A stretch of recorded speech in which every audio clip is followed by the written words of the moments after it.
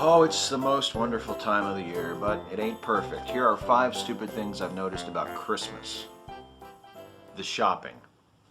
Christmas shopping is my least favorite thing about my favorite time of the year. But I'm not much of a shopper to start with. I rarely enter a store by myself without a concrete idea of what I want and where it is. I get it, I pay for it, I get the fuck out. Christmas shopping is the worst because everybody else is there doing the same thing as you at the same time, which is why I avoid it as much as I possibly can. I do Christmas shopping for my wife, and that's it. Everybody else gets a card. And if they have a problem with that, tough fucking titty. I just tell everybody not to worry about me, not to get me anything, and I mean it. Is it my fault that they never listen? The snow. Did I say shopping was my least favorite part of Christmas? Because I meant snow. I hate snow. Even Christmas snow. In fact, especially Christmas snow. Just what the holiday I wait around all year for needs. Tons of cold, wet shit falling from the sky. Oh, but it's so pretty. Yeah, so's a supernova. You ever tried driving in one? The Santa. I've got no problem with Santa. I'll take him over that other guy who's associated with Christmas any day.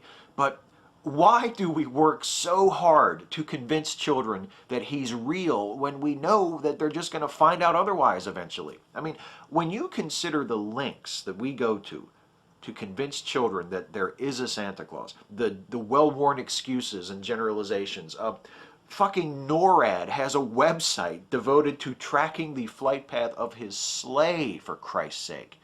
When the kids eventually find out that it's all been a load of bullshit all along, it's really kind of a miracle that they're still able to trust us at all. The It's a Wonderful Life. I always hated this movie as a kid, probably because it wasn't Miracle on 34th Street, which is still my favorite Christmas movie. I guess I felt like I had to pick one, like Star Trek versus Star Wars or DC versus Marvel. So I picked the one about the crazy old man who thinks he's Santa Claus over the one with Jimmy Stewart, because fuck Jimmy Stewart. I'm sorry, I didn't mean that. Jimmy Stewart was a fine actor and we all miss him terribly. The Jesus. Some Christians who know less about their own faith than many atheists do will tell you that Jesus is the reason for the season. But that's false no matter which way you choose to interpret it. The season itself is the result, like all the other seasons, of the degree of Earth's axial tilt relative to its orbital plane, also known as the obliquity of the ecliptic. Jesus had nothing to do with that. Jesus was also uninvolved in the origin of the holiday season. Cultures from all over the world have been holding celebrations in late December since long before the time of Jesus, since before anybody called it late December even, because of the solstice.